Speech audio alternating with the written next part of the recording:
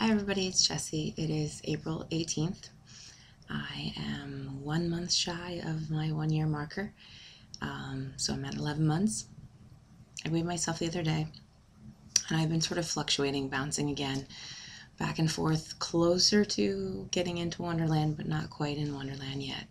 I was sick a couple weeks ago and had a stomach bug kind of thing. So the lowest I got down at that point, because I really didn't have much in my body, was to 201.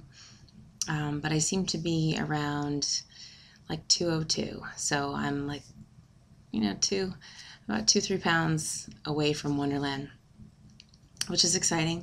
But still, bouncing depending on what time of day I stand on the scale and everything.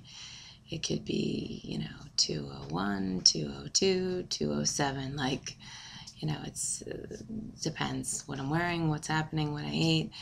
But I'm close, really, really close. I have been bad, which is not good. I really need to be exercising more, and I'm not. Things in my life have been very stressful.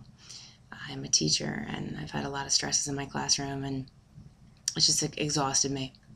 I come home and I'm wiped, and I don't really have the energy to do any more. I just kind of need to settle down and relax and regroup. So I have really been, sort of not on the ball with that whole exercise thing. And so my goal for this month, so maybe I can get to the 1 year marker and be in Wonderland, would be nice. But at the lowest, I'm down like 128, 129. So still really good for less than a year. So I can't argue with that. More and more people see me and say, wow, I didn't realize that was you. I had a professional development day and I ran into another teacher and she was like, oh my God, you look so good. I haven't seen you in forever. And I was like, I saw you at the last PDD. And she's like, oh my God, I must not have realized it was you, because my hair was all blown out straight and not curly and stuff. It was kind of funny. But it's nice. It is nice.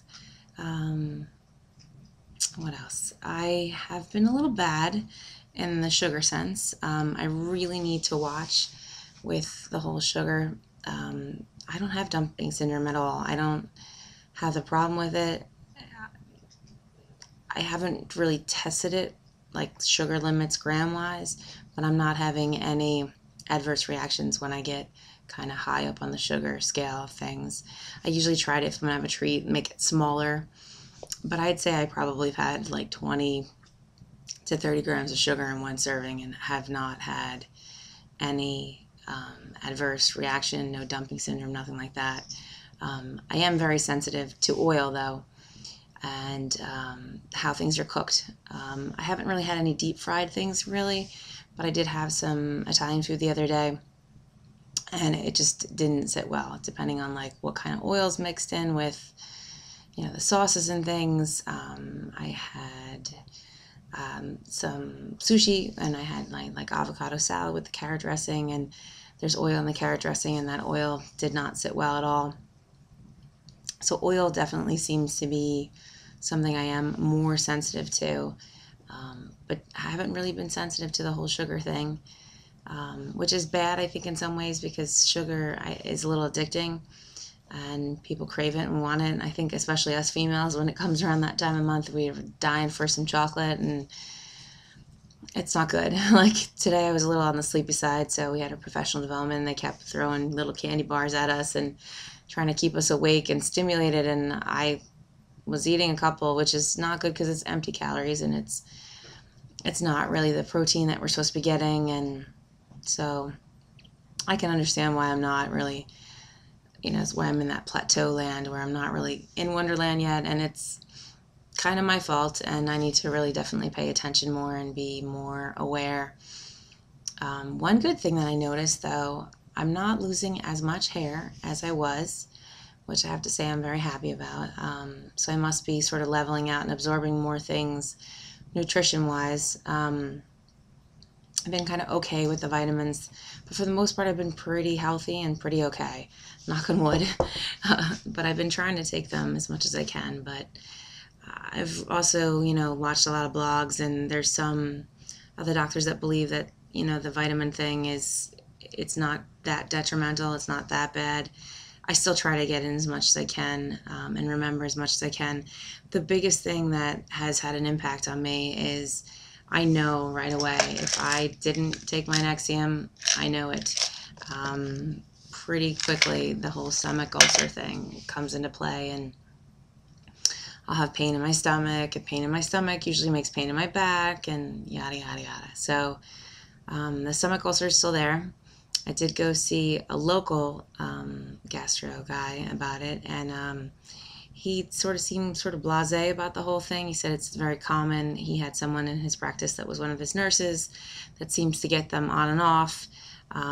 He'll do the treatment with her with the Carafate and the Nexium, and then she'll have a couple months where she doesn't have it, and then it'll come back. So I don't know. I think it's definitely exasperated by the stress that I've had. I have a very busy classroom full of 3 to 5 year olds, 17 kids, and a lot of challenges right now, and really working very hard to, do everything I can to help them and to keep things running smoothly, but it's still a lot of stress. And some doctors say stress and ulcers don't correlate, and a lot of them say they do. I can definitely feel it, like my stomach is not right if I'm stressed out and I try to eat. That ulcer is irritating me and bothering me, so I think it definitely correlates. I know that back in high school, back in the day, I used to get stomach aches and stuff when I worried and stressed about things, so I think it's something I might be prone to, along with the whole common side effect for the gastric bypass kind of thing. So what's that? So, not enough exercise, too much sugar, so I can see why I'm not really going down dramatically, but I am still little bit by little bit coming down. It's definitely slowing down, but I am 1 month shy of the year, which is cool. I did do a little thrift shopping because we happened to be close to this one thrift store that's by one of our schools when we had our professional development today, so I went in and tried some clothes on, and I had gone in the past, like months and months ago, and when you go to thrift shops, they're kind of all weird sizes and old sizing, and some of the old sizing is a lot smaller than the new sizing. The new sizing tends to be more forgiving and more stretchy, and I wonder with some of the new sizing that they almost kind of embellish, like, oh, you're really a size 5, but you're really not a size 5. You're a size 14 or something like that. I've heard a lot of people talking about that recently. But I tried on a bunch of 14s, and every single one of them fit, which was awesome. So I ended up just buying 2, but they were good deals and like $3 a piece. One was a Liz Claiborne pair of pants, and the other one was a Banana Republic pair of pants. So I was like, not bad deal, $6, 2 pairs of pants. And I just need them for work. They're not, anything. One of them could be like a, more fancy or formally kind of pair of pants. But I was mainly looking just to have some variety for work. But anyway, I hope everybody else is doing good. I did, get a couple comments from people like, where's the next blog? I'm sorry, I know I'm not as regimented as some of the other people with getting the blogs in. But I definitely am getting better, I guess, about it, not skipping a month. So this is my April blog. Last month I did a March one.